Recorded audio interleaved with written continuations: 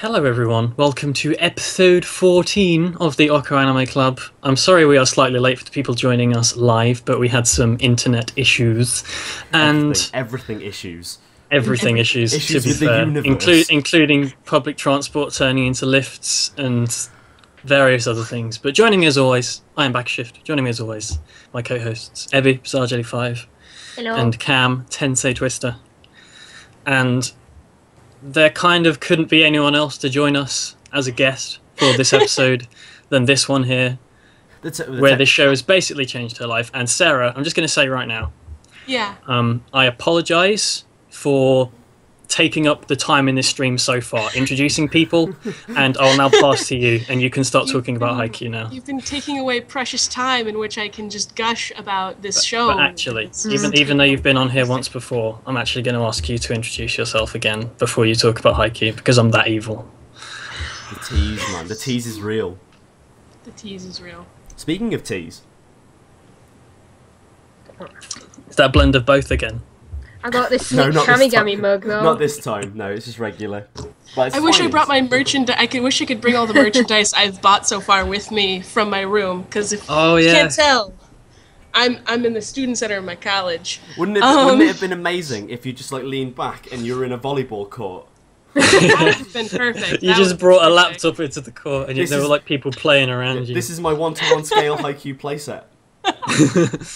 They move. Look at all these people in cosplay. Because I have figures and pocket watches and towels and like all this stuff that I've bought for the show, and that's not even including the stuff that's currently being shipped to my house, well, to my college. It's on the way, and I wish I could have had my Haikyuu t-shirt.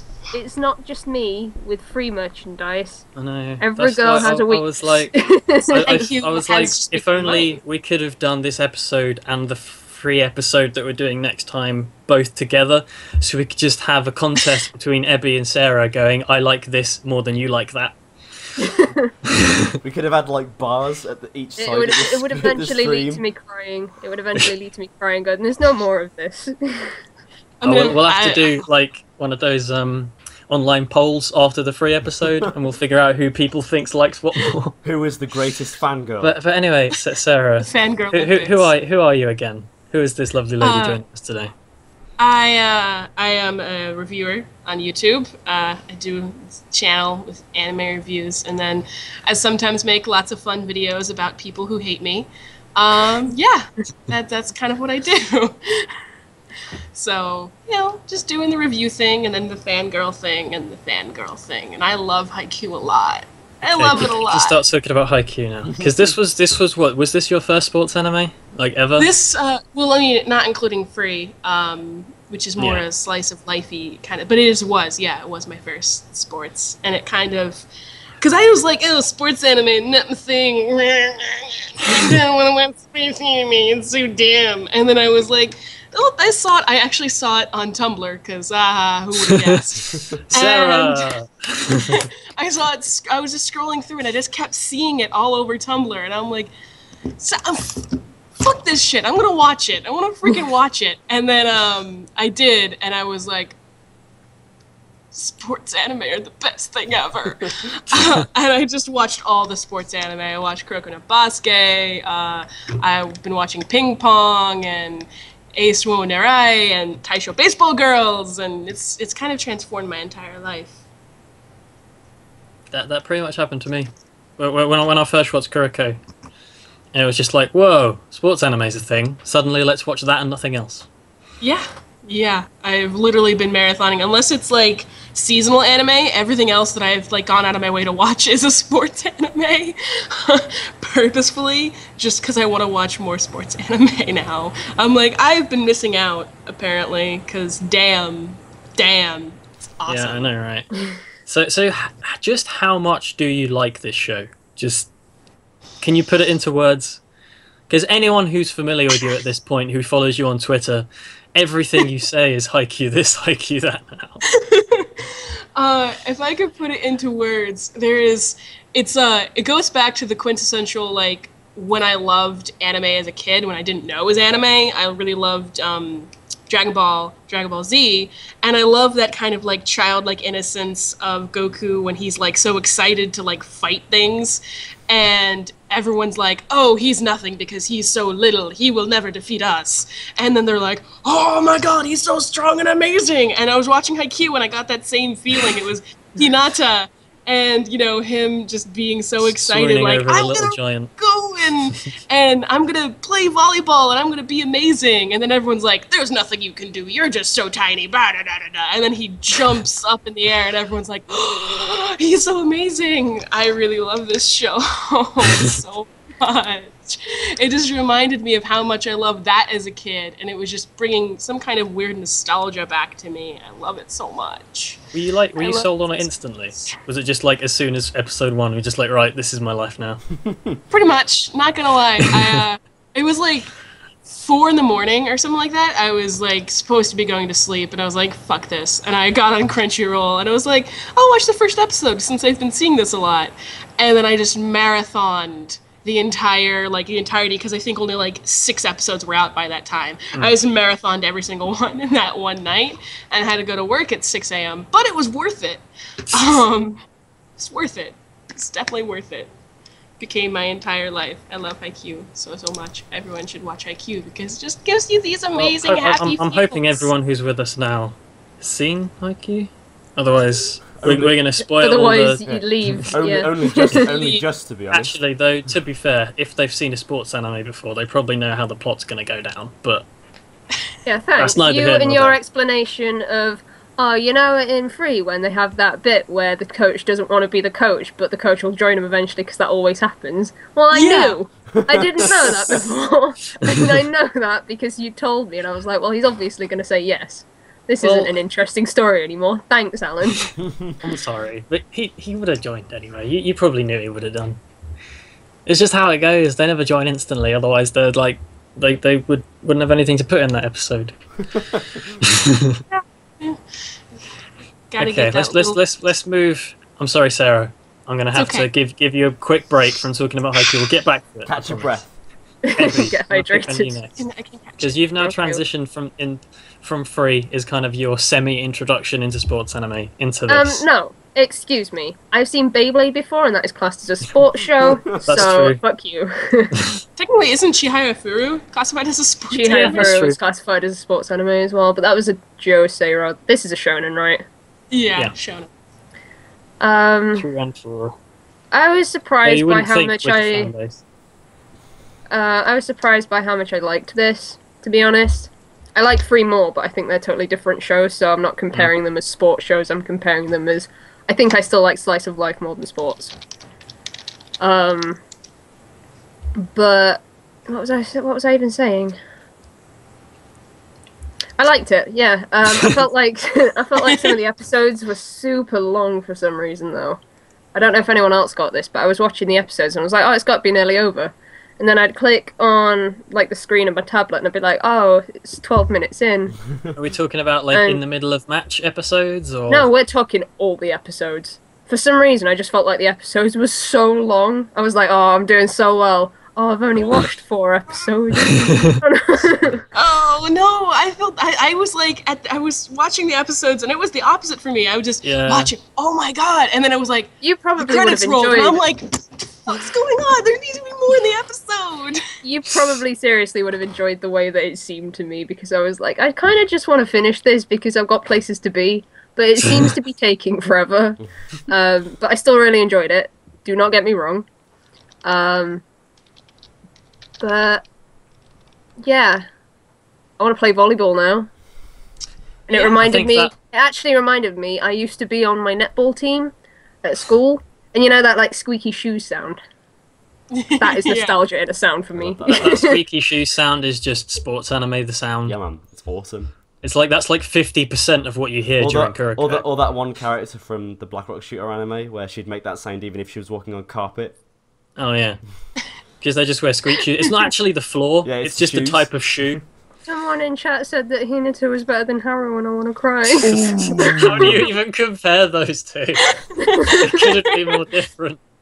No, Hinata, Nagisa. Hinata's better than Nagisa. Yeah, those are more comparable. I was gonna say, those are comparable, and I would agree on that one. This is my comparison of Haru and Hinata. Haru is I only swim free, and Hinata's like, I like jumping, boing boing boing, up and down until I get a pain in my just groin. like, I have had way too many Skittles this morning. It's adorable. I love it. Skittle cereal. I will say, one of my favourite things about this series was the English in it. Like, I just loved it when they were like, don't mind, I do. Like, fell apart every time that happened. I was like, this is good. And the other thing that I really liked was, oh my god, been saying his name over and over again, so I remember it. I've forgotten it already. Which one? Oh, the main guy that looks like Haru. Kageyama. Thank you, Kageyama. You're welcome. You know when he did his like jump serve? Just the animation to that made me want to cry. It was so good.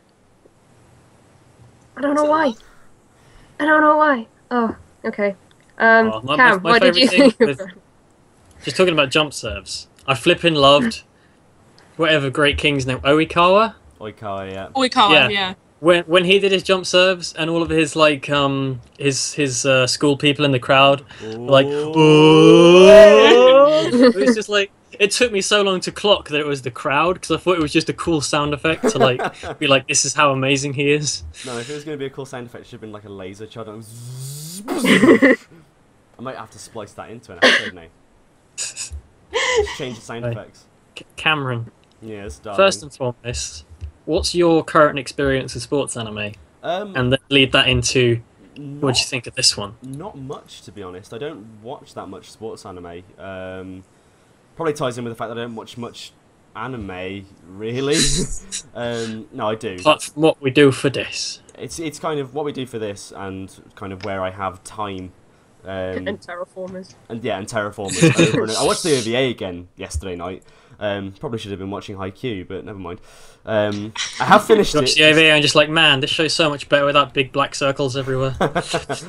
Yeah. Anyway, back on topic. All I've really watched as far as sports anime is concerned is some Hajime no Ippo, which you've watched the best one. Yeah, I absolutely adore Ippo. It's kind of hard to compare these two though because the dynamics are different. But I think that the dynamic of Ippo, it being one guy and the focus kind of being more about Ippo and the opponent, I prefer that more than the team dynamic. Simply because it's something that I've seen time and time again in like other shows where people work as a team, not necessarily in the same setting. But with Haikyuu, for me, the problem, well, not the problem, but one thing I really enjoyed the most was the first episode. I felt the first episode set everything up so well. But almost the unfortunate thing was my most hype moment from Haikyuu is from that first episode where Hinata does that first jump. Yeah. When he just appears out of nowhere and everyone's like, what is that? What is that squiggly blur on my screen? I hated the animation of that first jump. I was like, why is he so squiggly? I love the squiggly though. I love this. It's the emphasis. It would have been fine. That's just like the shonen scratch blur. Yeah, and I love shonen. Don't watch a Kamiga Kill. If you don't like that, you don't watch that show. But yeah, I felt. Oh, God. But yeah. No, just say. You'll have your turn again soon. After that, I felt like the show kind of really slowed down for me, and then it didn't pick up again until the tournament at the end, when you got a lot more of us versus them, and kind of the inter-team dynamic rather than them as a group. I really loved all the build-up stuff, and it meant the payoff at the end was much better. I just didn't feel like I genuinely really enjoyed it until those last few episodes. Overall, though, I did really enjoy it, and it was a great laugh. Like even when it was kind of at its kind of slower points, it was still great to watch. You know, I'm like though. I'm all about adrenaline. So if I don't get my adrenaline rushes, I get bored. That's the problem. Here's an interesting point. I didn't like the Bishonen character in it. Oikawa. I didn't like him. It's because he's a bit of a knob. That's why. Yeah. I've grown as a person. He's not just like a subtle Bishonen. He's like the one that gets like followed by everyone. Yeah. So he's not just there being him, he's just like being worshipped by all of these vegetable girls. I think my favorite Bishonen boy was Kuro, the black-haired one from the Nekoma team. He was awesome. I loved him a lot. I'm all about... Oh god, I've got to try and remember all the names. Good god. Who? I like the Iron Wall guy. If you describe them, I will be able to name the character. He was very adorable in a really awkward way. And then just that he reminded me of Tetsuma from Ice Shield, because he's just like this guy who's so good at what he does, but he's so like awkward about it in when it comes to things that aren't related to the game. Because in Ice Shield, Tetsuma is he's this receiver, and he. Sorry. I don't even know what you're doing. I was doing Iron Wall guy's eyebrows. Oh, okay. I get it. Anyway, Tetsuma in Ice Shield, he's just like... He's really good at what he does, but he's just got no people skills at all. He's basically like this robot thing. And then when you get to small bits where you see him outside of games trying to exist as a human being, he's just nothing compared to this like badass presence that he is on the field. And I got that with that guy so much. Can I give my general intro thoughts, actually, whilst we're here? Go on. So, I was looking forward to this show like you have no idea. Because as you all know, if you have any idea who I am, if you don't know this, where the hell have you been? I love sports anime, it's brilliant. Ever since I watched Kuroko last year, it kind of just like, I lost it, I just watched everything. And we had this season, which had this, Baby Steps, and Ping Pong. And I was like, this is the best. Because it came off the back of a season in which Ippo Rising and Kuroko 2 aired. So it was like, I needed something to fill that space. And so I was proper looking forward to this. And whilst this show did very much appeal to me as a fan of sports anime, it did two things differently. Or rather, 2 points that come from one thing that it did differently to a lot of what I've seen. In that it didn't go too over the top. Like, it wasn't like nobody had superpowers, nobody had special moves. It was just team dynamic, team play, and something wherein it feels like it could actually be real. The closest thing to like an impossible maneuver is like the freak quick thing that they do where he closes his eyes, which is like the closest thing in the series to something that seemed unreasonable. But even that didn't get played off as like with massive visual metaphors of like a freaking pterodactyl coming down and doing crazy stuff like in most sports shows. Apart from that one bit where we were like, oh, we expected this, and we got Kageyama with a bazooka having out his face on it. And also, I think the only other main like visual metaphor was the Iron Wall. Yeah. Which, for anyone who's seen Kuroko, was identical to the breaking into the doors of the Generation of Miracles from the end of season 1. For anyone who remembers that. Where he's like, grrr. You're spoiling my metaphors, man. I'm spoiling the metaphor. You already I'm spoiled sorry. the tropes of sports shows for me. I will not stand for it. I'm sorry. On the topic of visual metaphors, can we just take a second to appreciate the Battle of the Garbage Patch? It's the best visual metaphor ever, for the best name for a match ever.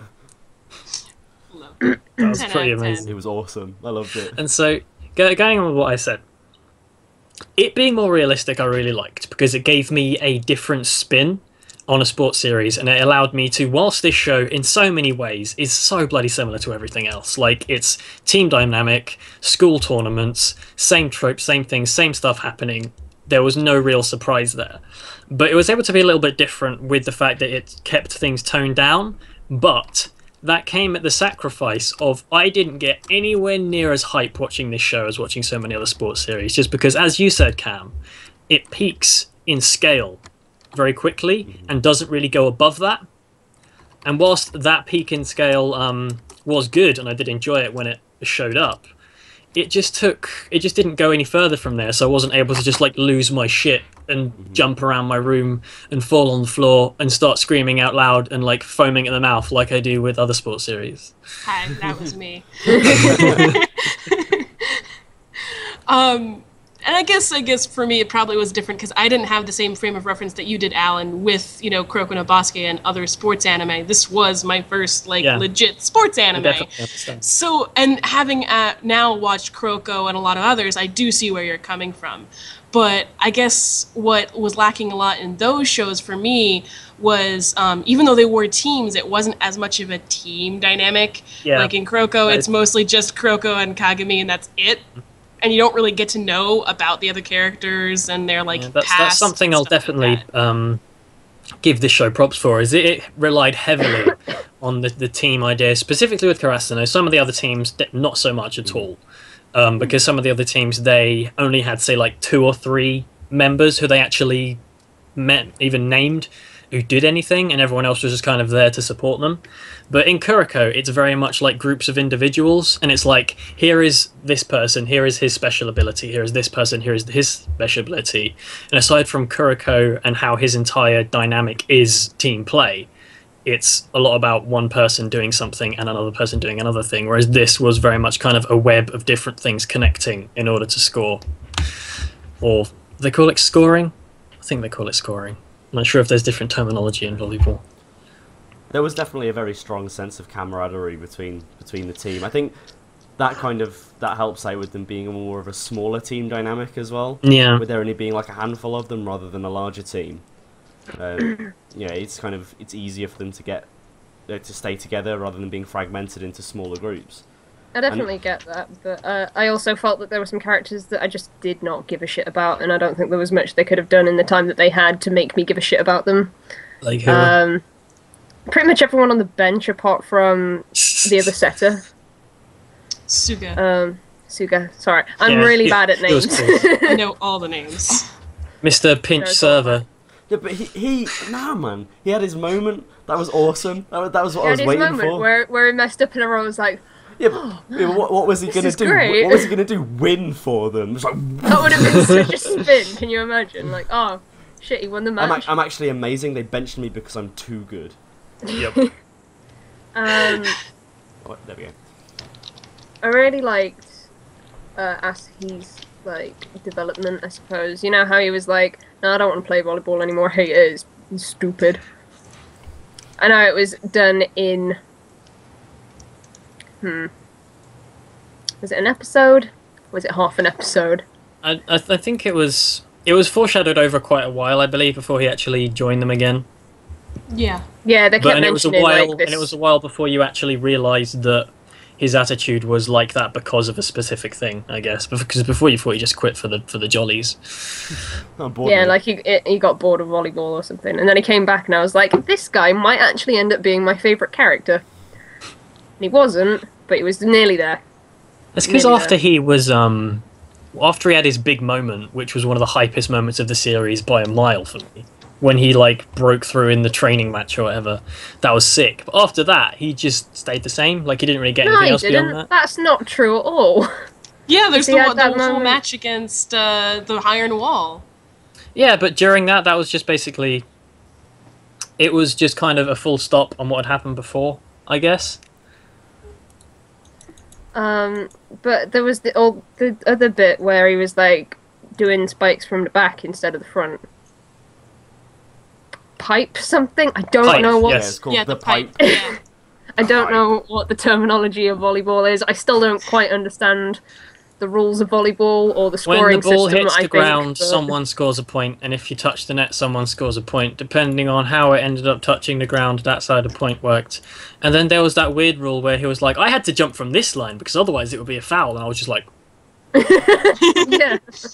Over my head. It's like, you try and explain the offside rule to me in footy and I'll just fall over. I'm just like, what the fuck is that? I think it was like the offside rule of the offside volleyball rule.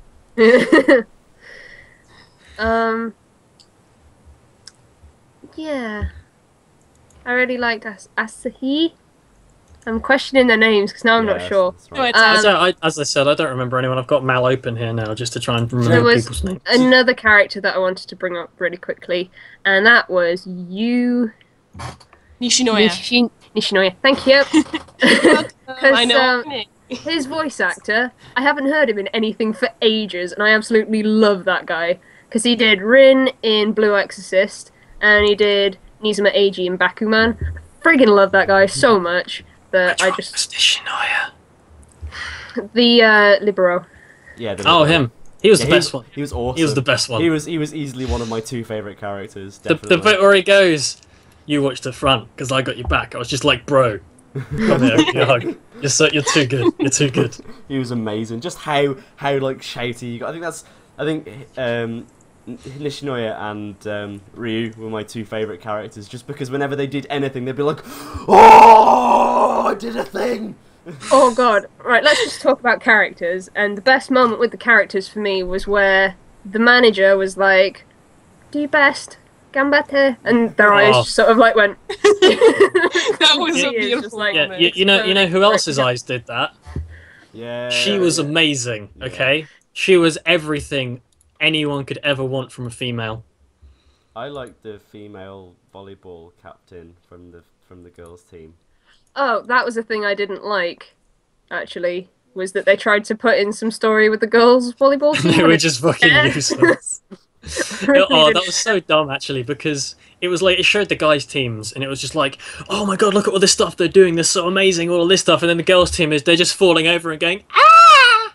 Like, every single time, they're just falling over and making a noise, and it's just like, wow, you guys really don't think much of girls. Maybe that was just their way of saying, this is why we didn't do a girls' volleyball show. Like, if you were trying to look at the show as a feminist, really bad, but like, that is the kind of impression that I got. The main female character says, like, barely any words, and is just stoic and the best. And then the only girls who actually do something active just fail miserably at it. I hope that ties in later on in the story, like, why they're there. Because I really don't care at this point, and I'm like, why did you waste my time with that? Because I don't care. It really gave me the impression that it was kind of an extension of the captain's personal storyline, because he's friends with the girls' volleyball team captain. So unless that's gonna come in for him later on, so he can, I don't know, go on a date with her or something. I don't know. Maybe. But, yeah. Maybe like they had to kind of put them there so they had some perspective behind people in the crowd going, oh, they're pretty good. Otherwise, it was just those 2 girls, the obligatory pair of people who don't understand the game to explain the game to the audience. Because they're those girls that were literally just there to see OKKO, like, basically. What? Yeah. And so they're just like doing it for the people watching who don't know what volleyball is, and it's just like, why has this happened? And they're just like, oh, that's because of this. And they did it well, but my god, if you watch Baby Steps, it's painful. Baby Steps is the worst at that. I was just like, how many times do you need to explain the concept of love? I love the show. I love Baby Steps, don't get me wrong, but my god, there's just these, like, they show people in the crowd and they just go, oh, how come he's just gone from 15 to 30 and then from 30 to 40? That doesn't make any sense. Well, Billy, that's because in tennis, the points work like this. 15, 30, 40, victory. If they're both at 40, this happens. Oh, I didn't know that. I will continue to watch now, 2 episodes later. How come it just went from 30 to 40? And I'm just like, no, we already know. We've been watching. Oh, man. Yeah, it was pretty embarrassing. Great show, aside from that, seriously. Yeah. I did find how it was quite funny that at the start, when they were first introducing everything, the kind of gateway character is the teacher representative, who at first I was 110% certain that he was going to turn out to be the little giant, because the timing is sort of correct and he has a similar hairstyle. I was like, he's a little giant, he's got to be, man. And then I was just like, oh, maybe not, actually. They haven't even told us. They haven't even said it in the manga. They don't even say it. They haven't said it in the manga yet. But they have to show up who he is. Yeah, they will. They need to have him face him. Yeah, because they've made such a conscious effort to hide his face, so there's obviously something like... I just thought maybe they haven't designed that yet, so... they haven't thought of it. They're still thinking about it. Maybe he's just got really goofy buck teeth and they didn't want to show that. Can you imagine if he was, like, freckled and buck I'm a little giant! I think one of my favorite characters, though, from Haikyuu, and it's weird because I don't usually like this character, but I really love Tanaka. The shaved head one.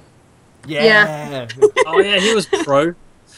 I loved him so much. He was just like, I'll break you. Just his eye catch when he takes his shirt off. He's like, yes. Oh, the freaking in between episode things cracked me up. The eye catches were absolutely fantastic. They were brilliant. I find so much joy in him just yelling, and especially in the Nekoma episode where they had the other team and it was the exact same character. He meets his counterpart who looks exactly the same, just with a blonde stripe down his hair. Yeah. Oh god, when that happened, I was like, did he grow his hair? Like, I thought it was the same character, and then I was like, oh no, did he? There was another character that looked sort of the same, and I was like, oh no, did he like shave his hair to do that? It was a totally different character. Like, no, it's for comedic effect. I get it. And I just love in that in the next episode after they meet and they're like cleaning up the room and he's like, "Can you tell me the name of your lady manager?" That whole scene between them. You what, mate? Sorry, I don't have the courage to talk to her. And he's like, he's like, cool. I do not have the courage. The lady manager being a third year really makes me sad, because that means if they ever do kind of series or content after everyone leaves, she won't be in it anymore. Nah, she and it'll will. just be like, she will. They introduced a second lady properly. manager. They introduced a second lady manager. Is she as in good? The Surely manga. not. Not in the same way. Has she got this going on? Like, no. Then Alan's not watching any more Haikyuu, even if because they if there's a make it. second season, they bring her on and like Kyoko kind of like guides her into how to be a manager. So we see like a friendship between them, and it's adorable. So you get I actually wonder if that girl knew anything about volleyball at all. Yeah, man, she knew how to hit that bottle. It's true. Because she didn't really like offer anything, she was just there to get them hype. Which is more than enough. On one occasion, she got them hype. She was just like, come back there. She couldn't do too much, because if just saying do your best was able to make their tear ducts explode, can you imagine if she actually got proper hype? Like if she did like a cheerleading routine or something, they'd all have cardiac arrest. Imagine if in the Nekoma match she just went over to the other team and went, lose for me, wink, and they just go, alright. Yeah, fine, let's dive. Wicked. I'm fine with that. But I do love all the characters. Like if I had to choose a favorite, I don't think I could, because I love all of them equally. Tsukishima. Oh no! That was a joke. That was a joke. Yeah. Okay. I'm like, I love all them equally. Even him. I have a favorite character. Exactly. You have to say even him. Even then he was a knob. Who's your favorite, Ebby? Kageyama, even though I can't remember his name half the time. What a surprise. I remember Kageyama's name just because of Hironobu Kageyama. The one that looks like Haru, but drawn a bit different. And he's really, really grumpy. I don't think he looks like Haru. Of course that's why you like him, he's grumpy. I was like, I don't want to like this character. That was another thing about Haikyuu, that was just like, the art style was so different. It was you know really what interesting. his looks reminded me of? Yeah. His like face, you know, when he was the pissed off face where he was looking all scary. He reminded me of the Spiral King from Gurren Lagann. What? I don't know why. I was just like, oh my god. Kageyama's scary faces were the absolute best. That bit where Hinata served into the back of his head was absolute genius. It's brilliant. But I do like the art style. Like, it took me a while to get used to it, but it was so unique in its own way, and I really did enjoy it. Yeah, it had a very fresh edge to it, which I did enjoy. Yeah. Like it was very interesting. Some of the face shapes and stuff. Yeah, kind of realistic in a way, like more realistic than you would expect from a show like this. I didn't really find anything different about it. It just felt like sports anime art style to me. Like they had the line shading going on that all sports anime seems to have. I hate that. You know that shadow under the chin where it looks a little bit like a neck beard. That's just how ID do it. Like it's in this, it's in Kuroko. It's just like it looks wrong. But then again, Alan, it's like you say, you've had more experience in this genre than any of us. So I did like my only experience. I think Sarah's catching up. Yeah. I think my only experience is Ippo, where the art style is everyone's fucking massive.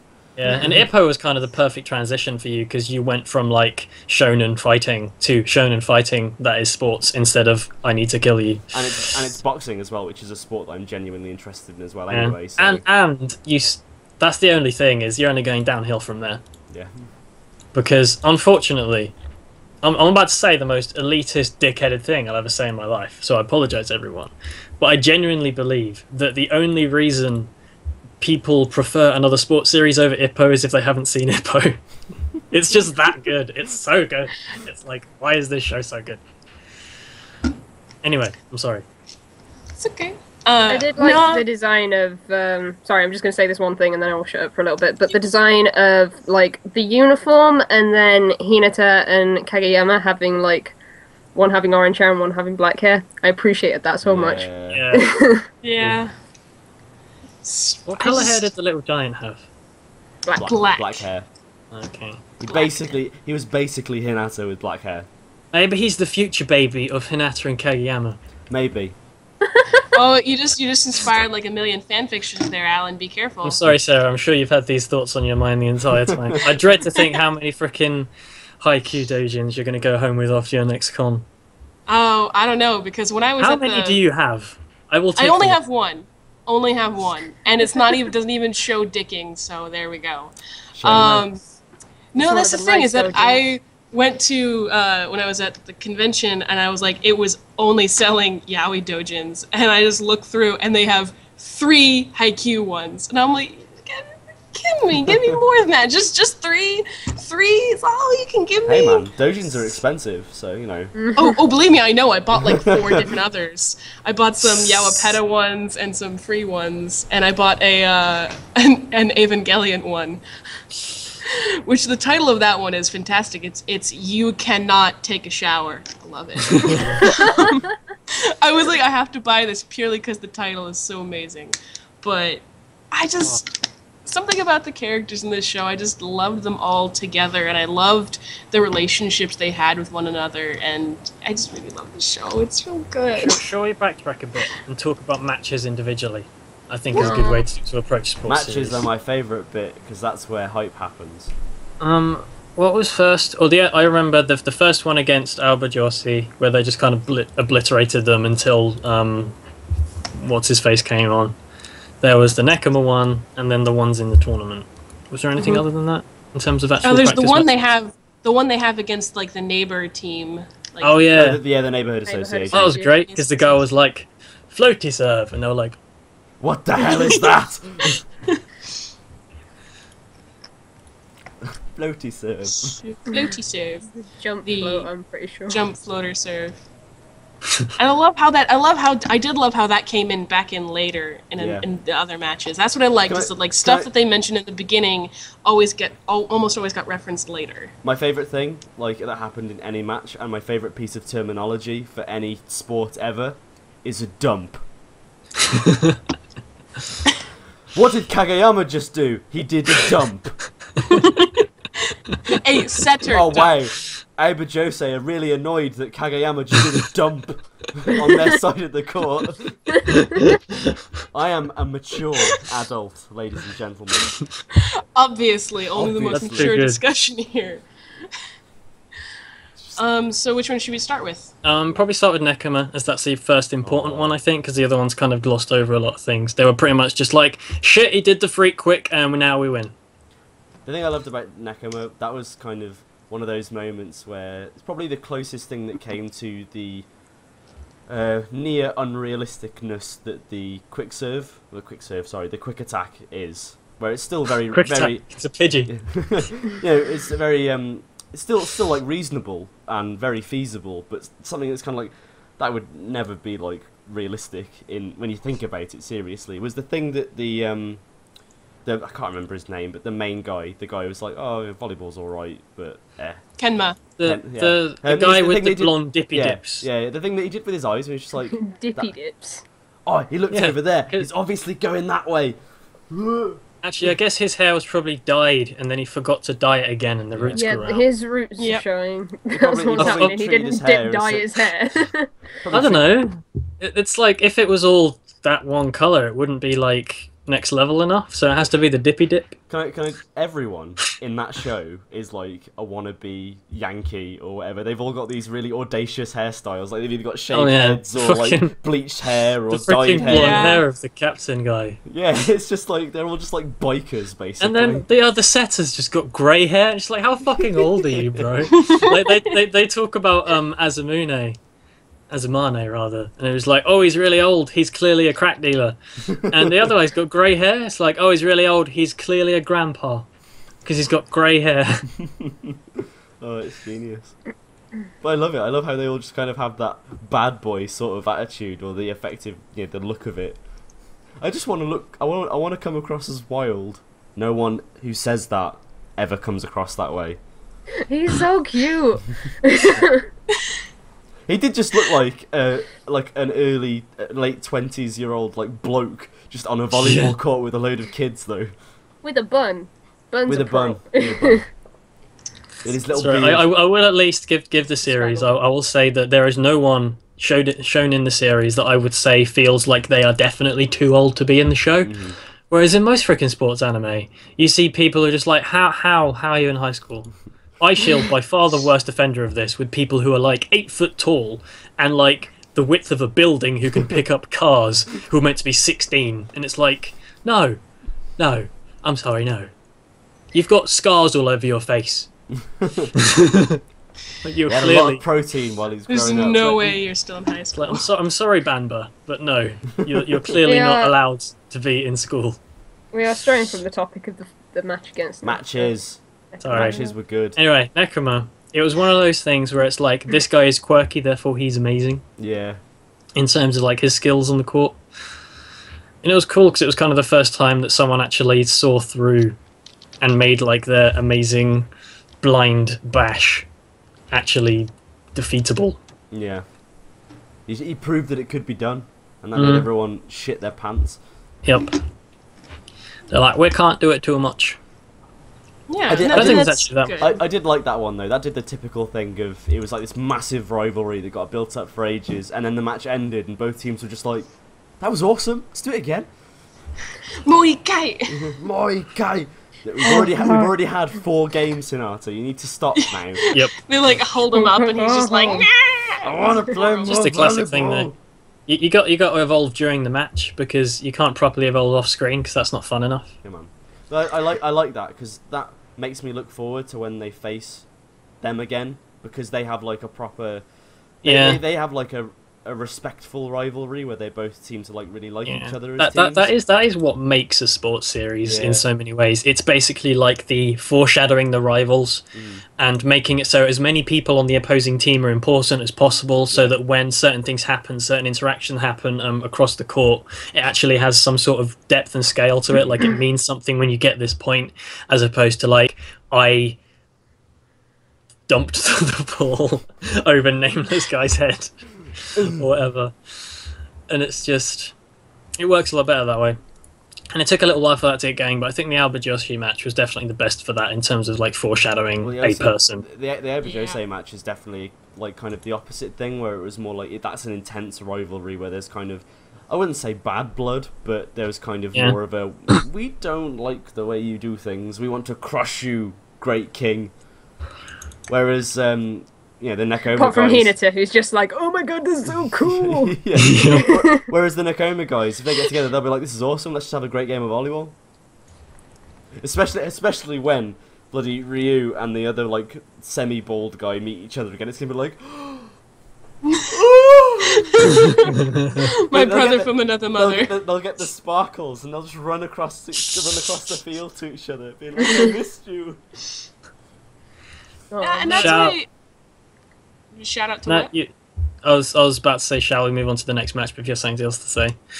No, go on. I just wanted to quickly mention that that's what I did like, making the other teams feel more human, because after watching like all the other like Kuroko and a lot of Ace of Diamond and stuff like that, like the opposing teams or people, whatever, they always seem like they were just villains. Like, ooh, I'm a villain, and da-da-da-da-da, and you must beat me, and I have nothing other to me other than we were gonna fight. There's nothing to them. And that's what I like about Haikyuu, is that, like, all of the people they're going on matches against, they're very human, more like, they're just like them. In a sense, they just happen to be on an opposing team. Yeah, so that's one just major thing about Kuroko is I think they intend to make it so people aren't human, because it's like the entire thing is these people should not be allowed to be this good. True. And then after the match is over, they then become human because the rivalry then happens like off court. When they're on court, it's just like, you are my mortal enemy. My army will smash your army, and I will get past you and put the ball in the hoop, and we will kill each other. Yeah. This is just making me want more and more to watch Kuroko. Yeah. Yeah, it's so good. That's the thing, is that Kuroko compared to Haikyuu, they're totally different. Because Kuroko's very like bombastic and huge and large, and then Haikyuu is a lot more down to earth and realistic. Yeah, Kuroko is, as I was talking about before, the exact kind of series that has me jumping around the room, foaming at the mouth, falling over the floor, and going, "Oh my god, he just did that! That's ridiculous." Whereas this show is just like, "Huh, that was interesting. That play was cool." It almost seems as though you've got like kind of the sliding scale between slice of life and sports, where you've got free on one end, and you've got like the likes of Kuroko on the other. So where you've got kind of slice of life, a little bit of sports, and then you've got sports. And then Haikyuu just seems to be slap bang right in the middle, which is great because it is. I don't know. I think the scale has kind of like free on one end and Dragon Ball Z on the other. Well, okay, yeah. And so Kuroko's closer to Dragon Ball Z because it's just like, I can do magic dunk slams and things. even though dunk slam is a thing from Prince of Tennis. Oh man. Anyway, the crossover's too strong. Next match. What was the next match? I think the next important match was the one against, what was they called? Something Go, because that chant was baller. Yeah, man. Go, let's go, Dateko. That was stuck in my head. That was the only like good hitting chant. bottles together at some point. That's so clever. Why didn't they do that in Free? If I was on the field or something, and like they were doing that, I was just like, "Oh my god, stop it! That's so annoying. That's so loud. That's so loud." Hey, Ebby, how hyped did you get when they started doing the chants from Free? I was like, it's like being back in Free. I like the chants. The chants are the best part about sports anime to me. It's what gets you hyped, doesn't it, when you hear those chants? Like you say, Alan, one of my favourite bits is when they did the that was so hype. It was just like, oh my god, no, and then it was out. Okay. Oh well, it was still. He kicked it up. Yeah, but this match was really cool because it was kind of the first time we had a proper team in a proper sanctioned environment where it was like, these guys are really good, okay? You are the underdogs, because that is what sports anime is. The protagonist team is always the underdog, because otherwise it wouldn't be fun to just watch them steamroll through everything. And it's just like, these guys are ridiculous. This is how ridiculous they are. And honestly, one of the hypest things in the show for me was Eyebrows doing his move, and when it shows his eyes close up and just like... and then he just blocks it, and it's like, oh, that was sick. I feel like they definitely stepped up the animation and stuff for the tournament. For some reason, I don't know what it was. I was just like, wow, some of this stuff looks really, really cool. Yeah, they just kicked it into gear because that was where all the important stuff started happening. Because that's what the entire first part of the show was building up towards. Yeah, I felt like the payoff was great. Like, I almost felt like I had to like work for it. You had to like building up the first half of the series to get to the tournament. I really liked the trying to get past Aone and just like, and then how Aone started taking Hinata's quick ability personally. He's like, no, I'm a blocker. Screw you. I'm a block you. So frustrated, and that just paved the way for that amazing moment when Asahi comes from behind and just boom. Yep. I think my favorite thing in that game was when they first did the super quick, and the guy on the other team's bench, their coach, was just like, "What the hell was that? Was that He's what? Like, who's that kid? Was that a fluke? Kid? Surely that was an accident." That was was that a fluke? That guy's eyes were closed. His eyes were closed. What the hell is going on? It's like, totally an accident. What? Just what? And he just didn't understand. And then they do it again. And then he crumbled. They do it again. It's like, was that a fluke again? I am no scared. You clearly don't know you're in fiction. Oh, another thing, actually, before that match happened, it was a hilarious moment in the match against the guys, the I think it's the captain's friend, the black-haired guy's friend, that match, and where that guy's just like, we're not going to win because I'm not the protagonist of a sports anime. And it was just like, if I were a protagonist of a sports of an anime, we would win because the protagonists always have to win to carry on. And it's just like, wow, bro. Well, not in the case of Haikyuu. Yep.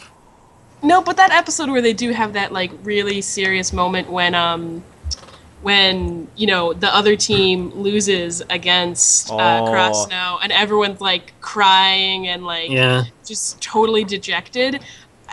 That one's probably 10 out of 10 one of the best episodes in the entire series for me, at least, because it was just so human. You know, it was oh, these aren't just faceless villains we're defeating; they're real people. They have emotions too. And when he comes up to them afterwards, and he's like, please win. I was like, man, you got to have a big set of balls to approach like one person you know and a massive group of strangers crying and go, please win for me, and have them not go, ha, you're a knob, and have them go, yes, we will. We will fight with honor, with your name in our memory.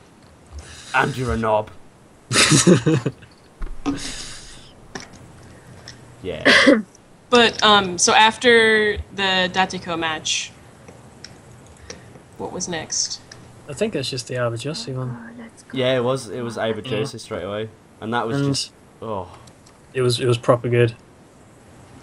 Yeah, skipping forward all the way to the end, even though we're going to mention the rest of it as well. Oh my god, that match! I felt so gypped when they lost. I was like,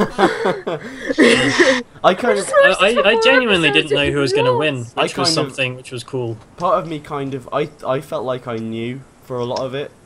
I don't know. I got the impression I was like they're not going to win. Yeah. I was kind of in the corner of assuming they were going to win just because it was like the rematch or whatever. Yeah. And then I was like, and it kind of after they lost, I was like, oh yeah, what was I thinking?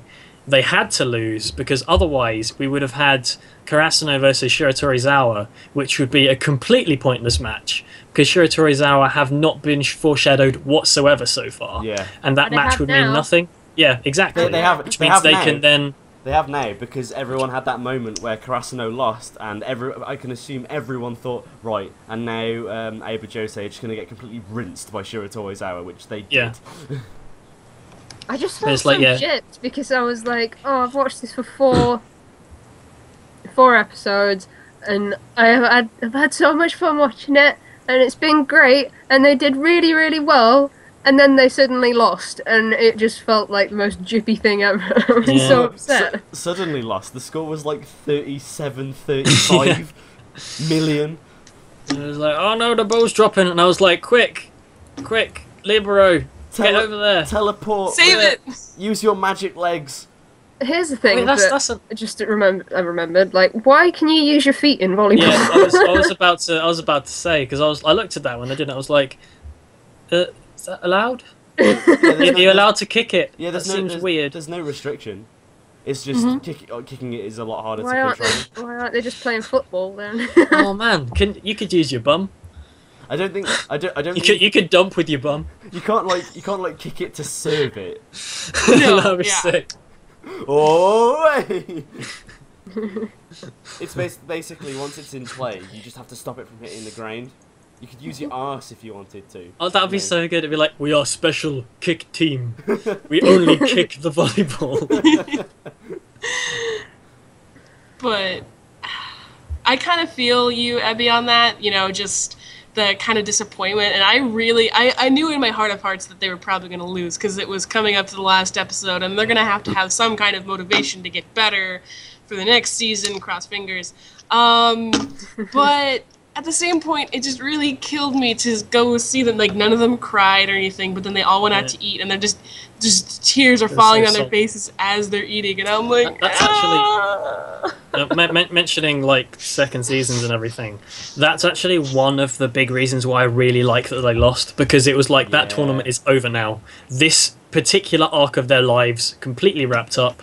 If there was never a second season, it's not like a Yoapeda ending. It's not like a massive to be continued. Like, you know there is something coming for them. You know the story's not over, but the current arc is over, and that was like good enough. Like, it's not teased anything.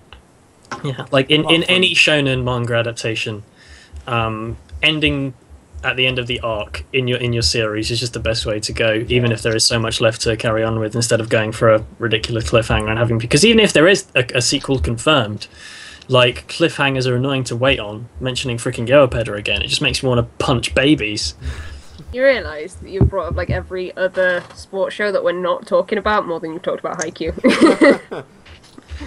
Well, because comparisons, research. I don't know, I just felt like really gypped, but at the same time I'm not surprised that they lost. But at the same time I'm really disappointed that they lost. But at the same time I'm not surprised, you know, I'm going like... That's where I come at it from, which is like a sign of good writing, essentially. Yeah, exactly. But that is the first time in anime where I've genuinely... Well, the first time in anime in a long time where I've genuinely been like, I don't know what's going to happen. Because usually I can call it. But, no, totally unpredictable, and I don't know if I liked it. I was like, I loved it. I loved it a lot. I loved all of it. The match itself was just sick, because it was just like, it was, I loved that it was Kageyama basically finally shedding off all of his past. Like, he's not the Lonely King anymore. They did the cool metaphor where his cape falls off. Yeah. If the big red fluffy thing is called a cape on a king. I'll be honest though, I wasn't entirely sure that the Josei match was going to be the last one because of the amount of episodes that were left towards the end. Yeah. And I was like, so it's got to finish soon. Surely it's got to finish soon. And then they got to Juice, and I was like, right, that's like another 2 episodes. Sorted. Yeah, let's put this to bed. The other matches that they actually showed in the tournament were straight sets. Yeah. And this one went to all 3 sets, and then Juice some. At the end. Yeah. Which is funny, because before Juice happened, I didn't even remember that was a thing in volleyball. Well, they mentioned it once, and I was like, that's going to come up again. Yeah, they mentioned Juice, but it didn't register that was. I was like, is that like tennis? Did they just keep going down in points? It's like you probably just thought that some character in passing was saying they wanted some juice, or he called someone a douche.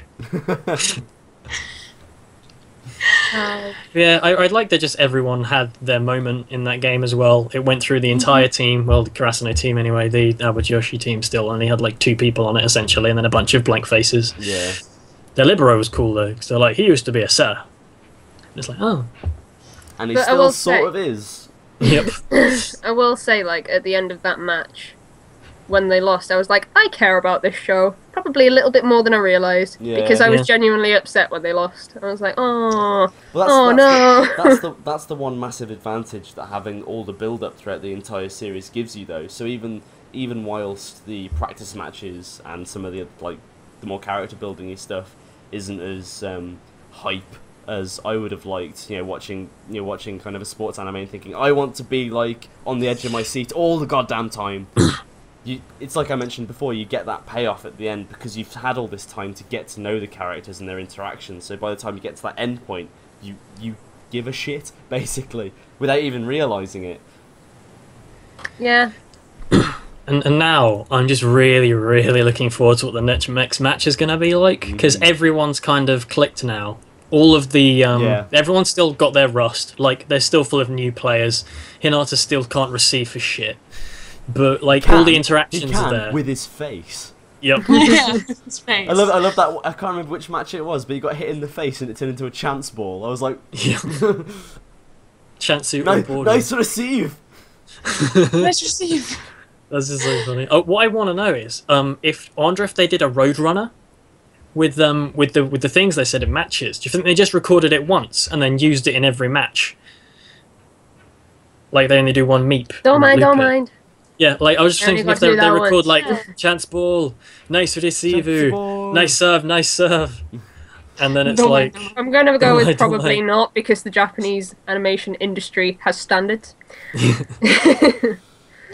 Oh, that's one thing actually on nice serve is when they did bring in the pinch serve thing, and it was just like he's bricking it, he's just shaking in his boots, and their encouragement is just like nice serve, nice serve, nice serve, nice serve. You can do it, nice serve. And it's just like, yes, I have the courage to do this now. floaty ball. Oh. Oh. You failed. Take him right back out. That was Don't mind.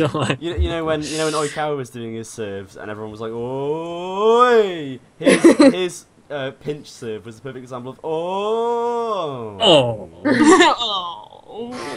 Well, still like, oh my god, it's a jump float. Oh, never mind. It failed. You almost did good. Sorry about that.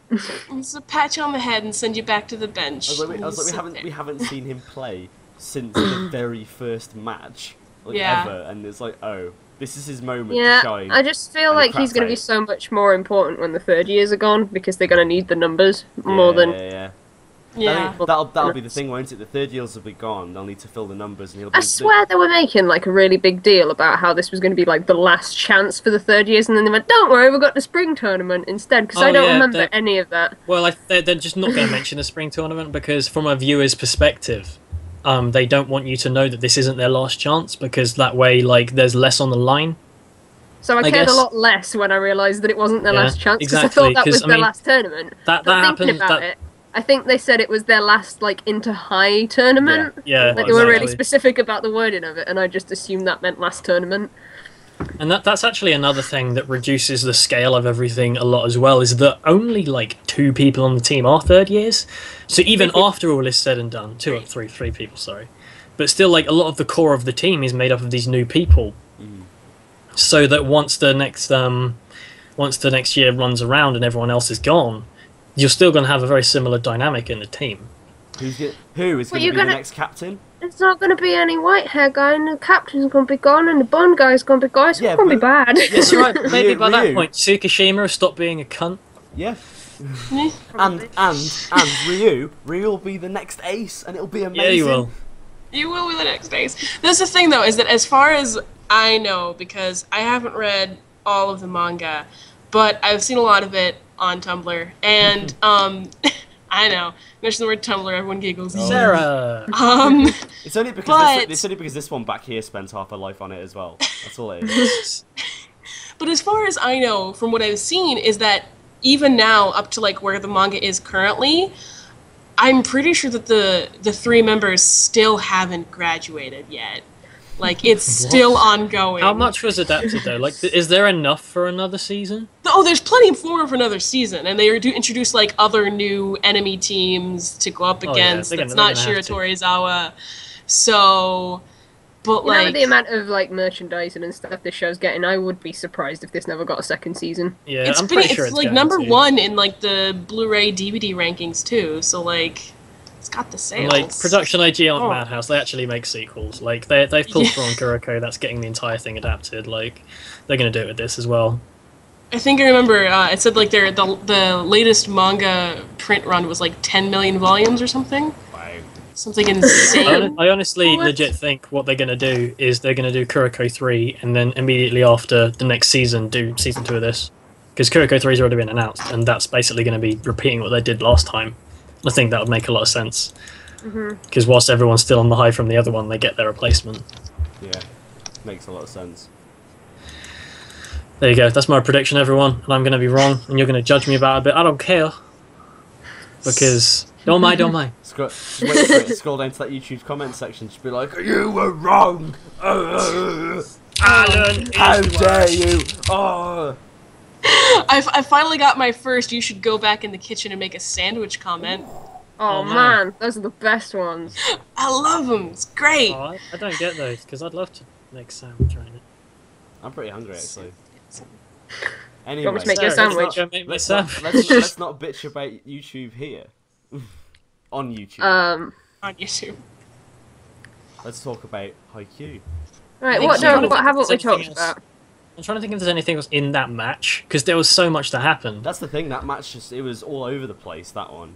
I think it was literally everyone had the time to shine. The whole dynamic as well with them just trying to work out, when OKKO like realised what their secret code was. Yeah, that was cool. And it's just like, oh no. It's funny how Orikawa was just always just so completely confident the entire time, like knew everything that was happening. Is like, yeah, I predict this, and he's just like, oh bugger, that was wrong. Yeah, but then the moment that he messed up that serve, I was, to be fair, I was genuinely shocked when he messed up the serve. I was like, So it did the classic build-up of like, I am boss. Yeah. And then what I found pretty funny was when they did the one off the serve after that, which was like that had the bigger build-up, and it was like, oh, that was his best serve of the day. I was like, but they received it perfectly fine. But I guess they're just better receiving it now. Yeah. That's one thing actually. Is during that match, I swear he was like the only server because they were like, oh, it's his turn to serve again, and then they just do a little clip of like something else, and I was like, oh, it's his turn to serve again. They just glossed over everyone else. All the other points happened in the montage where it's just like they're flipping down the chart, and it's like, oh, it's his turn to serve again. It's like, oh no, we're against the fence. Oh, and it's his turn to serve again. It's like, oh, I think they're cheating. It's bringing out the serve all the time. I don't know. My love for this show is just, it's unfathomable. I don't know why it just made me love it so much. I just watched the episode and it was like heaven opened up for me. I just love this show. It's just like, if I had probably watched Kuroko before this, I probably would have had the same reaction with Kuroko and probably would have been flipped because I prefer Haikyuu obviously over Kuroko no Basuke. But if I had watched Kuroko first, I might have been, but I don't know. There's just so much that I love. I think it's a lot to your taste, to be honest. Because, I mean, you don't, to me, seem like the kind of person who's like, I'm going to jump around the room, pretend my bed is a trampoline, frothing at the mouth, I am Alan. That's not the picture I get from you. I did that during this while I was watching it. I was, like, getting so worked up over the what was happening, and I would literally, like, just have to pause and then just roll around on the floor. And I was just like, ooh. I've never gotten like that over a show. I'm kind of jealous because I want to know what it's that's so like. good. Basically, when I watch anime, I sit in that corner over there, and when I get really hype, I move from the corner, sit cross-legged in the middle, and start bouncing. I'm not even joking, that's what I do. I know that feel. And I just wear this grin that's just like, this is why I'm alive right now. I get very vocal. I like start shouting at the TV. I'm just like, ah! Anime club at university got hype because I got hyped on a chair. Yes. At one time. Okay, this is an anime club story. It was also extremely dangerous. Yeah, I probably could have died from this, but we were watching this episode of Sayonara Zetsubo Sensei about hyping things up. I was sat on a chair at the front, and then all of a sudden, 4 guys rushed to the front, picked up the chair, and started like hyping me up, and Cam was one of them. I was one of them. I'll admit that. I was terrified. You loved it, though. You were terrified, but you loved it. It was great. Everyone else was jealous, except for us, because we were doing it. That's how you get hype. Exactly. For me, I was so hyped that when I was watching the show, because I first started watching it when I was up in Maine, my grandpa lives up there, I was staying with him for the summer, and I was watching it, and I was watching one of the new episodes, and I was getting so worked up, and I was like, flailing all over the place, that my grandfather came downstairs and was like, Sarah, are you okay? And I'm like, he's like, what's going on? And I'm like, it's fine, Grandpa, and just anime. It would have been amazing. It would have been amazing if you turned around and just explained it. Like, you don't understand, Grandpa. They just like messed up the serve so bad. It's like I've watched sports anime like at work, like on my phone, just like on the till when no one's around, and then just like I'd get really hype and shout really loud, and then this random person would just go.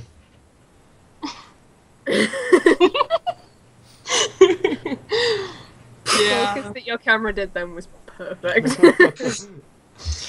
I was downstairs in the basement area, and those stairs are really steep, so he came all the way down these stairs just to be like, are you okay? What do you think was like? Are you okay? What was the moment that kind of gave you the most like over the top reaction? Do you think? What one moment in particular, if you could name one?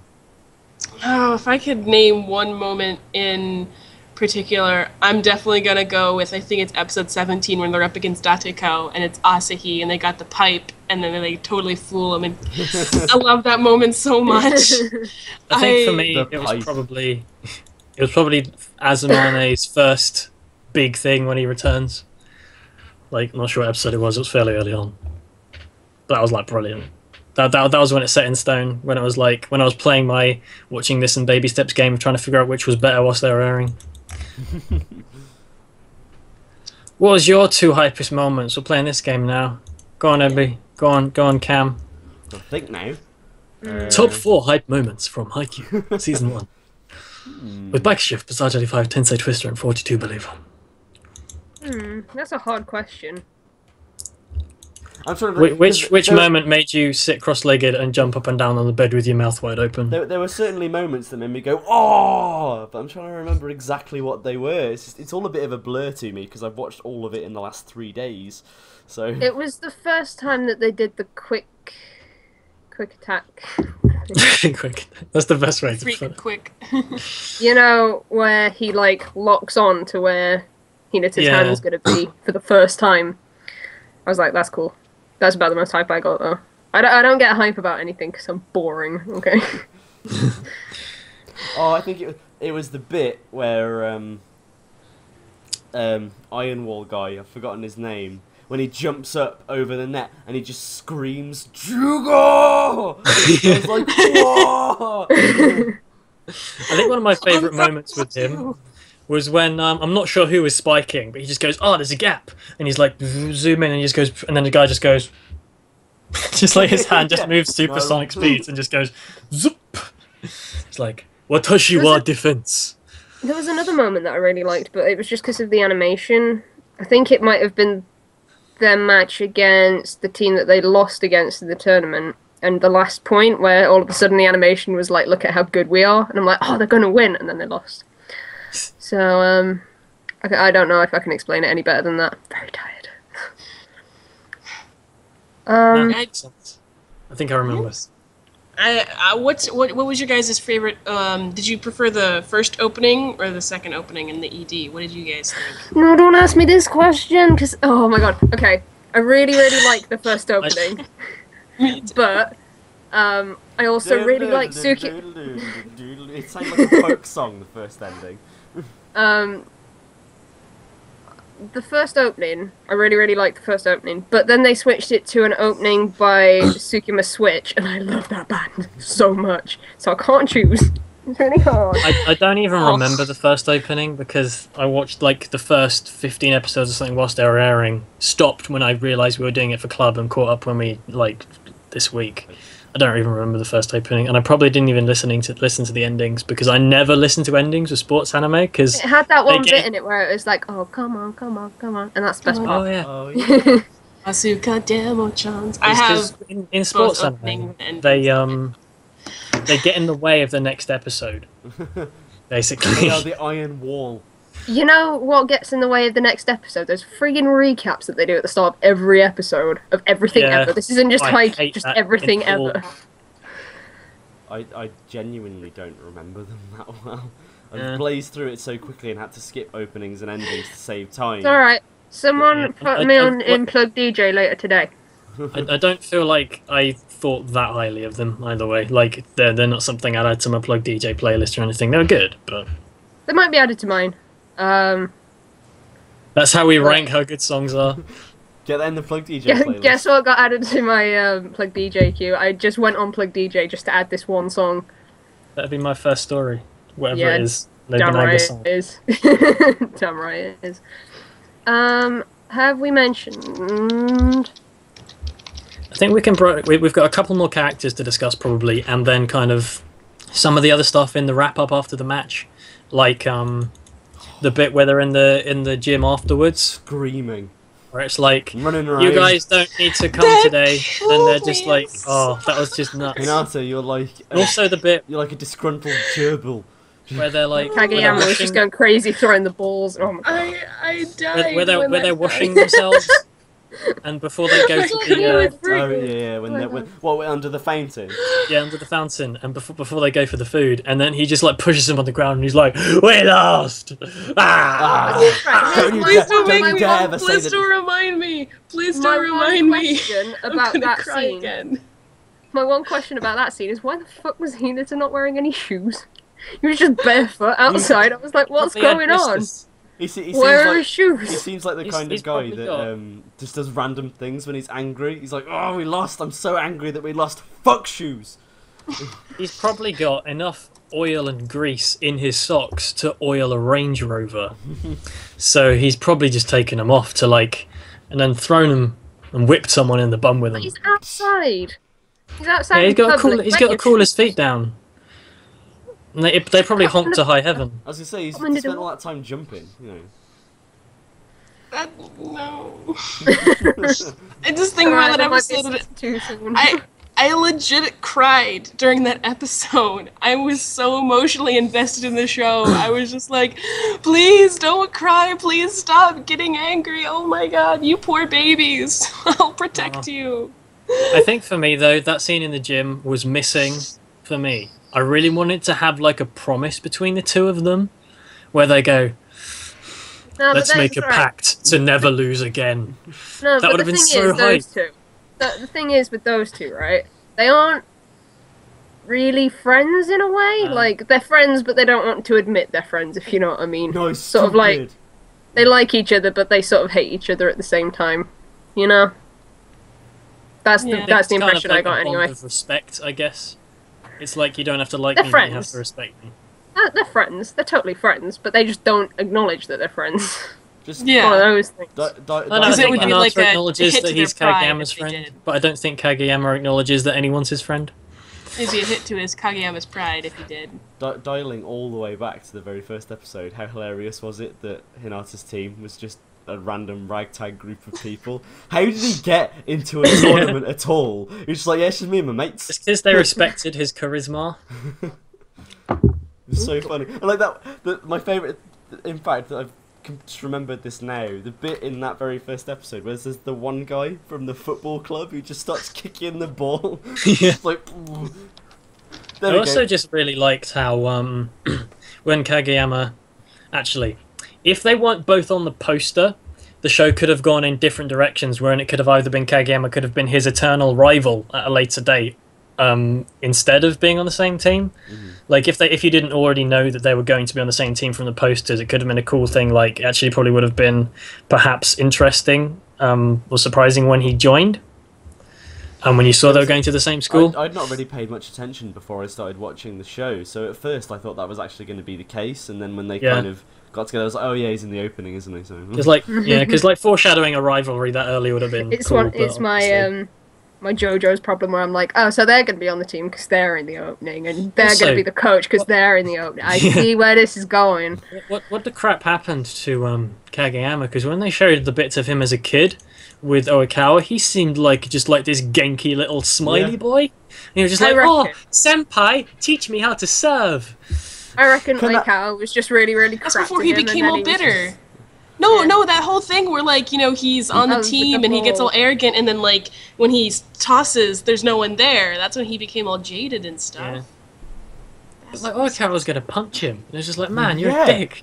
You're a douchebag. Knob. Get away from me. He was so cute when he was Genki. Like, teach me how to serve, please. I want to learn how to volleyball. I reckon OKKO got really freaked out when he was like, senpai, teach me how to dump. I will say this actually about Kageyama, is I thought his development happened so quickly. Yeah, it really I get did. why it happened, because it was like, oh, my teammates trust me and I sort of trust them to be there to catch the ball and whatever. I think it'd be it was just like, oh my god, he's using the word we after like 4 episodes. Yeah. I think the problem is it would be far too abrasive if it took longer for that to happen, especially when you've got a knobhead, like a complete jeb end like Tsukishima on the team as well. Yeah. Yeah. And plus, you kind of see it like it's he does trust his teammates, but to a point, because that's what happens later on when they have to bring Suga in, and he starts like not trusting them and giving the really fast serves to everyone, kind of thing. Yeah. So you see it break a little bit. I just thought it was really quickly when they went for that practice match. It's like he's using the word we. I think the main thing is it's just to show how big of a catalyst Hinata was on his changes as a human being. Yeah, but they hate each other, but they like each other. Yeah, that's the thing. Like their relationship is like really interesting because it's Party. I'm very sorry about that. Haikyuu! Yeah! Join me! It's dinner time, so everyone's going to the cafeteria. Okay. What was I saying? But yeah, without Hinata being there, like let's say Kageyama did get his first choice because did he want to join Abajoshi or did he want to join Shiratorizawa? Shiratorizawa. Yeah, because like if he did join, like can you imagine how different he'd be? He would have gone there, probably never would have made the team. People would have just brushed him off. Whereas in Karasuno, he found his calling. He found exactly where he fit in. He was able to change and fix all of the problems he had in his in his volleyball. Well, most of them. Like he's probably still got some way to go, just because of Hinata. And it's just those two are the key to how he changed and how he actually stopped being the lonely king. And Sarah's just like, it's such a beautiful story. It's like Romeo and Boiliet. A tale of friendship. Boiliet? Is she gonna boil her in a pot? No, it's like boilies, those little balls you use when you go fishing. Oh, I don't go fishing. Oh, you're not a boy. Yeah, I got that thing called like. You just wait until there is a hype fishing anime. That's exactly what I was about to say as well. You need a hype fishing anime now. Wasn't the one fishing in it like? Someone said like Suritama has like fishing in it. Yeah, it does. That'd be amazing. That's like the fishing anime. But yeah, no. Are there any other characters we need to touch upon who are important? Oh, we kind of covered all of them. We'll talk about the other people when we do Season 2's episode, I guess. This was just sort of like a mess of an episode of everyone going, oh, I liked this. Oh, I didn't like this. But I liked this. That's fine. That's fine. That's fine. It's okay. I loved it all. Every single piece of it. I spent... just like everything good you just said about it, I agree with. Everything bad you just said about it, I disagree with. Pretty much. Every time you guys would bring up something bad, I'd like counter it with my... Every time you bring something bad, it's really good. Like, you are wrong. I always find this is always the way it goes when we have at least one person who's particularly hype about a show that we do on Anime Club. It always just kind of degrades into pretty much me next week is going to be this. Yeah, and the Hero Man episode was just that, but all three of us. Yeah, it was amazing. Only none of you have seen that episode because you haven't watched Hero Man, so go and watch Hero Man. It's only the best anime ever. Like the best. The best. The actual best. It's only got like Stanley in it as a guest on the stream. You should check it out. Hero Man. Everyone should watch Shall we look to start wrapping this up? Yes, because we're obviously running out of things. And I am dying for a Waz. Like you have no idea. I want to get food. Okay, let's start with me and do it in the usual order then. So, again, what I said earlier. This was a fantastic sports series from a person who loves sports series. It did something a little different. It was it was more realistic than what I'm used to. It was very similar to a lot of what I've seen, but also different enough to be interesting. But unfortunately, it didn't get me quite as hype as I look to get out of a sports series. It was consistently good, but I feel like it needed to increase in scale for me to really lose my shit over it. So it gets a very, very, very strong 7. Ebby. Hold on. I'm trying to think. Cam, you go before me because I need to think about my bit. Sorry. I was gonna use your bit to think of my bit. No, it's all right. Haikyuu. Actually, no. How about this? Ebby and Cam, you both just go like this, and Sarah will dub you. It was amazing. I loved it. Haikyuu, 10 out of 10. Everything was perfect. I loved all of it. I give it 17 volleyballs out of 10. No, Haikyuu for me is a very interesting show in that it's like you say, it does do things differently to what I'm used to and what I expect. Because even though I don't have much experience in the realm of sports anime, I know what the tropes are because it's every other anime that I watch. Yeah, it's still they're basically just the tropes of shonen in general. And all the pieces are there. It's almost just like they're arranged differently. And like I say, it's kind of slid back the scale more to like a little bit more like slice of life, where there's more of a focus on the character interactions. And like I say, I felt like I had to wait a long time before getting a proper payoff from it. But that did ultimately make it very worthwhile for me, even though it wasn't. I think the problem with me in Haikyuu is I went in expecting to have my head blown off, and that didn't quite happen. There was a fizzle and like a little bang, but not quite the level of that. It was kind of bigged up for me because people were like, oh, it's a sports anime, so your hype levels are going to be to the freaking max. They were there. They just weren't quite cranked up to the volume that I was expecting. But that doesn't stop it from being a very, very good show that I really enjoyed. There was never a moment where I was bored of it. I think there were only ever moments where I was waiting for it to be like, right, okay, now when am I supposed to get excited? I like all these characters. I think this thing I'd already established that I really liked all of the characters within like the first 20 minutes. So it's like I like all these guys now. Give me other stuff. Bearing that in mind, probably give it the same score as Alan. It'd probably be maybe not a high 7, but a solid 7. Yeah, that'll do. Good old reliable 7. I pretty much agree with everything that you just said, Cam. In regards to the whole, because it's a sports show and everyone's hyped up sports shows for me, and I've not really seen one before. I expected to be just mind blown everywhere, and it wasn't that. But I appreciate it for what it was still. And I would watch a second season if they ever made one. Production IG, please. Then we can do another episode and it'd be great. Yeah, man. But yeah, I really liked it. Really liked the characters. I think its characters were probably the strongest thing for me personally.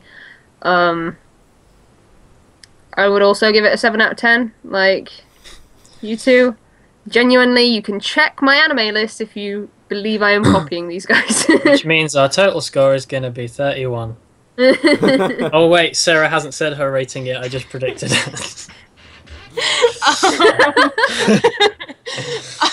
Anyway, it's my turn then?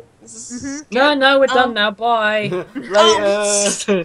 Just gonna okay, so I never watched a sports anime before this one, aside from Free, which doesn't exactly count, kind of.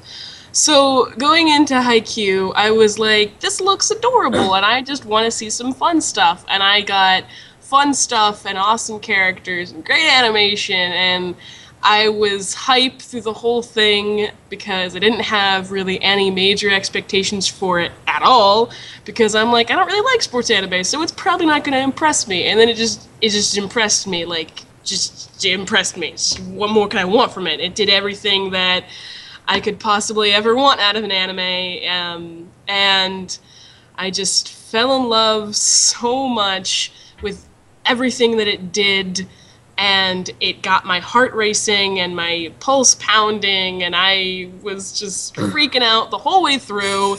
So I'm gonna give it a 10, because 10 what for me. A surprise. Is this your favourite anime of all time now?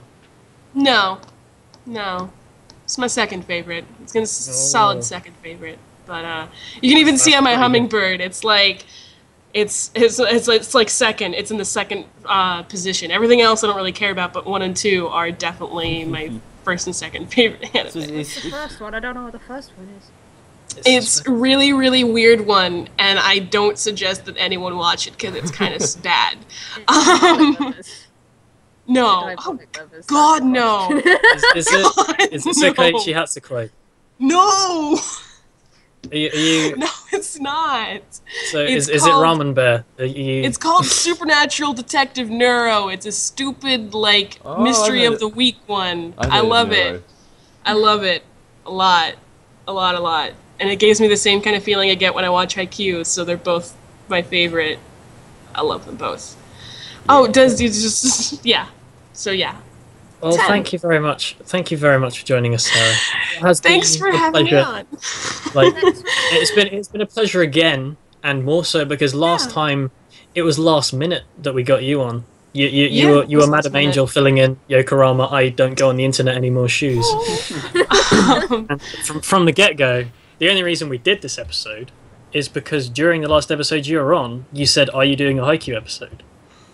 And so we were like, we might as well do it now as an excuse to get Sarah back on. When you think about it, this episode exists because of you.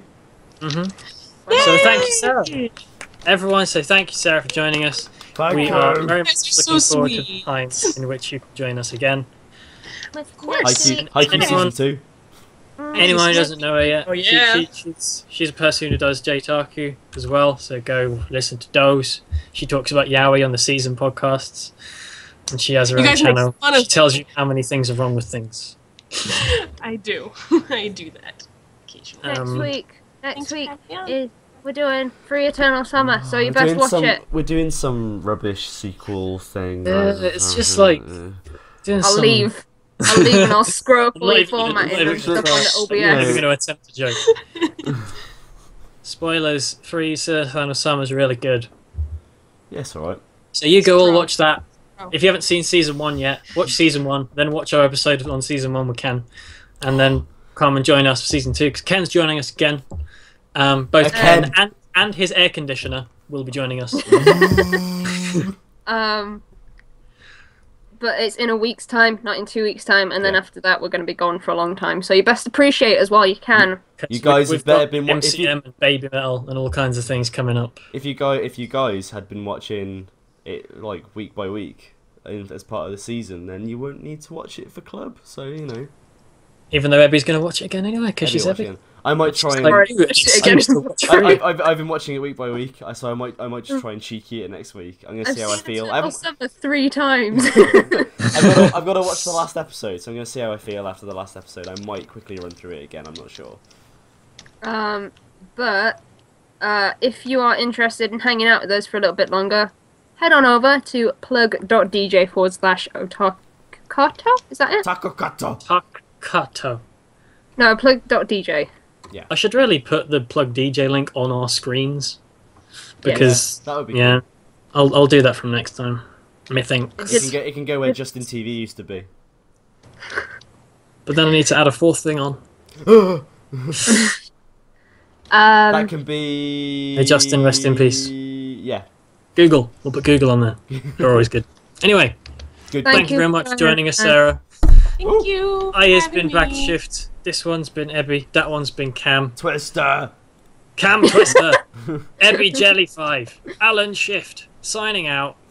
We'll see you all in a week with the one and only beautiful man that is Kenneth Belido and his air conditioner.